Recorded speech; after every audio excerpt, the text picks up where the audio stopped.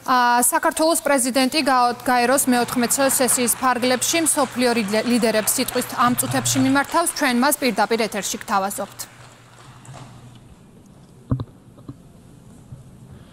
ქალბატონო პრეზიდენტო, ბატონო გენერალურო მდივანო, პატივსემულო კოლეგებო, ქალბატონებო და ბატონებო. მე წარმოვადგენ 3000 წლოვანი ისტორიის მქონე ქვეყანას, მსოფლიოს ერთ-ერთი უძველესი ცივილიზაციის აკვანს და მამაც ქართველ ერს, რომელიც სიამაყით და ღირსებით ახსავსია. ქვეყანას, რომელსაც მსოფლიოში უნიკალური დამწერლობა, უძველესი ენა და 17 საუკუნოვანი ქრისტიანობის ტრადიცია გააჩნია. საქართველოს ისტორია, ეს არის დამპყრობლების წინააღმდეგ ჩვენი ხალხის თვითგადარჩენისთვის ბრძოლის უწყვეტი ქრონიკები, რის შედეგადაც ჩვენ სასწაულებრივად შევძელით ჩვენი კულტურული თვითყოფადობის, ტრადიციების და ეროვნული იდენტობის შენარჩუნება. საუკუნეების მანძილზე დამპყრობლებთან უწყვეტი ომიანობის მიუხედავად საქართველოში არსებული კულტურული გარემო ყოველთვის გამოირჩეოდა უცხოსადმი განსაკუთრებული შემწყნარებლობით, ჰუმანიზმითა და მოყვასით სიყვარულით. ტოლერანტობა, უცხოს მიმღებლობა, მათთან ერთად ჰარმონიული თარაარსებობა და მრავალფეროვნება ჩვენი უძველესი კულტურის ქვაკუთხედს წარმოადგენს, რაც ბრწყინვალე და აღბეჭდილი ქართულ პოლიფონიაში, ჩვენს ეროვნულ ტრადიციებსა და ყველასათვის კარგად ცნობილ ქართულ ეპოსში, შოთა რუსთაველის ვეფხის ტყაოსანში.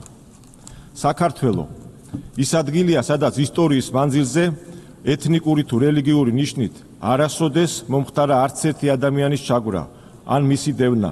პირიქით, ჩვენ ყოველთვის გამოგვარჩევდა სამართლიანობის მძაფრი განცდა. მე წარმოვადგენ ქართველ ხალხს, რომელმაც იცის როგორც ომის ფასი, ასევე თავისუფლებისა და მშვიდობის მნიშვნელობა. ხალხს, რომელიც უფრთხილდება თავის მდიდარ ისტორიას და ტრადიციებს, მაგრამ ამავდროულად თვალს უსწორებს და უმკლავდება იმ გამოწვევებს, რომლის წინაშეც ჩვენი ქვეყანა დგას.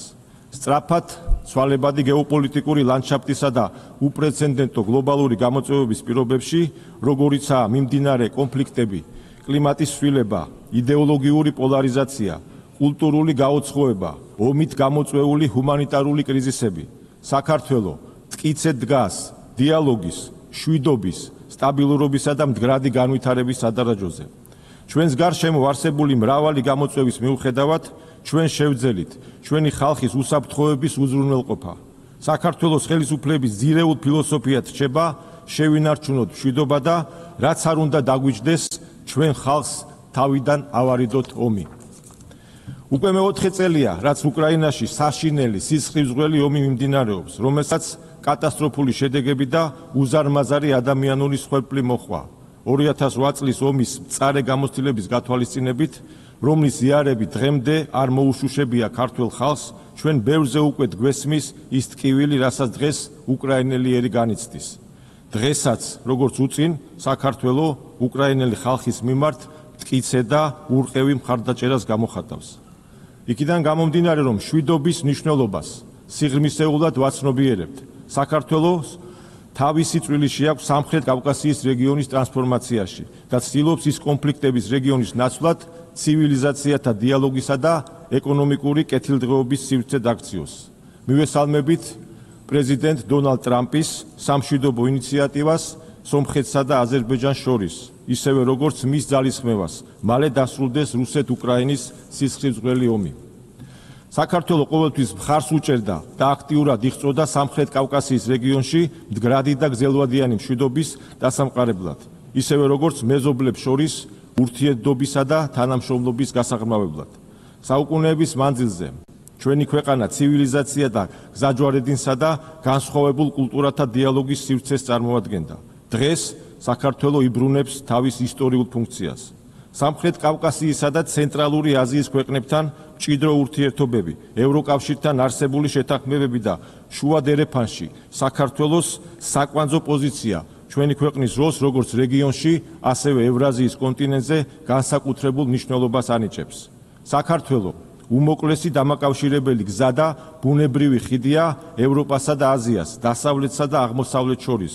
ჩვენი გეოგრაფიული მდებარეობისა და პრაგმატული საგარეო პოლიტიკის წყალობით საქართველო მრავალგანზომილებიან და მულტიფუნქციურ რეგიონულ ჰაბად ყალიბდება, როგორც ვაჭრობის, ასევე ენერგოტრანზიტის მიმართულებით.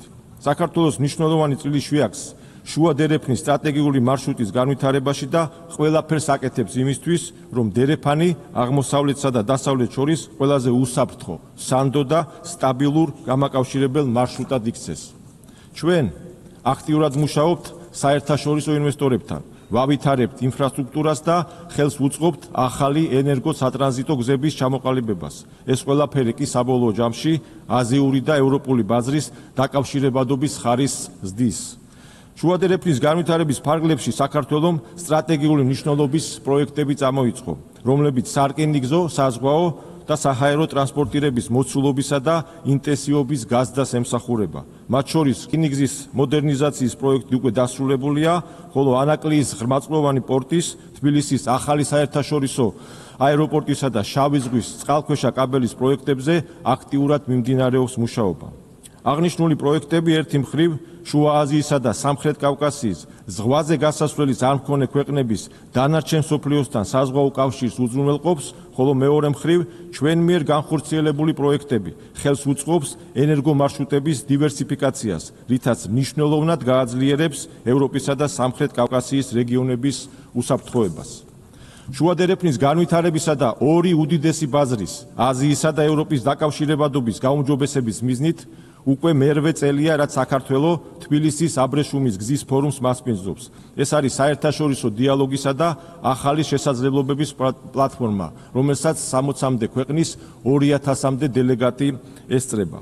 ჩვენი ამოცანაა კონსტრუქციული, ურთიერთპატივისცემასა და ურთიერთსარგებლობაზე დაფუძნებული ურთიერთობები განავითაროთ ისეთ ძლიერ ეკონომიკებთან, როგორიცაა ამერიკის შეერთებული შტატები, ჩინეთი, ევროკავშირი თუ სხვა.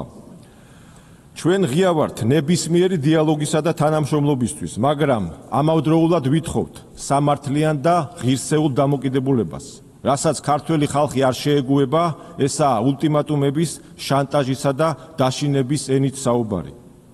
საქართველო გაეროს დეკლარაციის ფუნდამენტური პრინციპებისა და ღირებულებების ერთგული და საერთაშორისო საზოგადოების ღირსეული და პასუხისმგებლობით აღსავსე წევრია, რაც იმითაც დასტურდება, თუ რამხელა ძალისხმევა გაიღო საქართველოს მოქმედმა ხელისუფლებამ ადამიანის უფლებების დაცვის ხარისხის გაუმჯობესების კუთხით.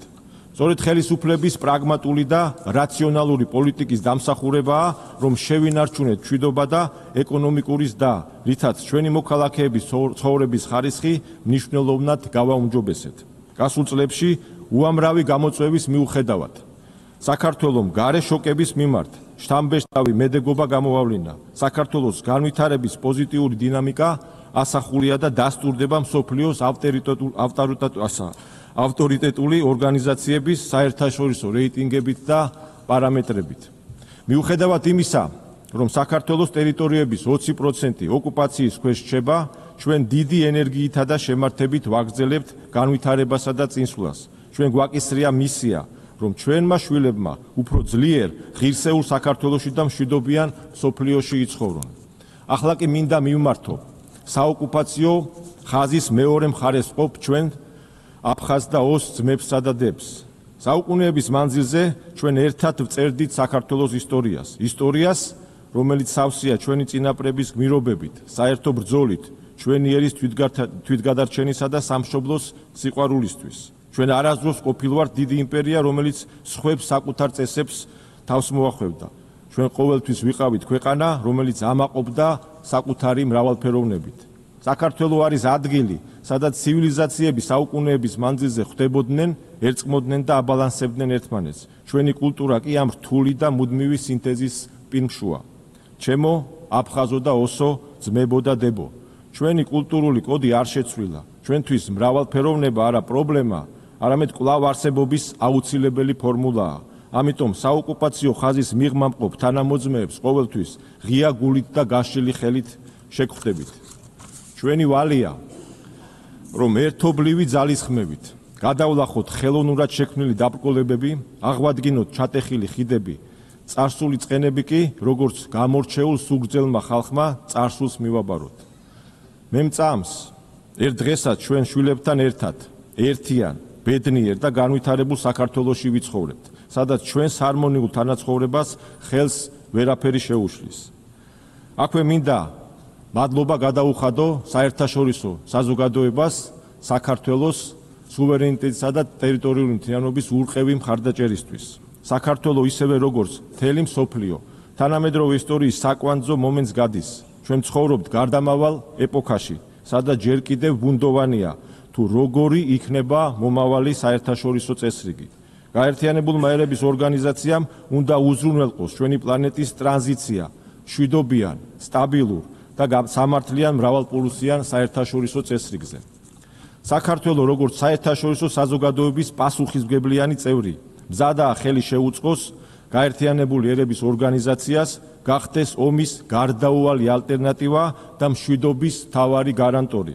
კიდევ ერთხელ აღვნიშნავ, რომ ჩვენ მზადყოფნას გამოვთქვავთ და ღია ვართ ჩვენი ეროვნული ინტერესების გათვალისწინებით დიალოგი ვაწარმოოთ გლობალური თუ რეგიონალური მნიშვნელობის საკითხებზე უკლებლივ ყველა ქვეყანასთან.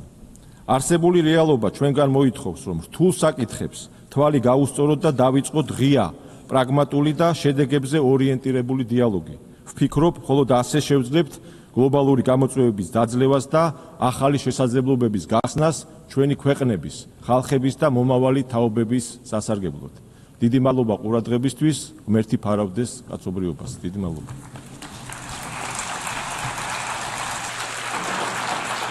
On behalf of the Assembly, I wish to thank the President of Georgia.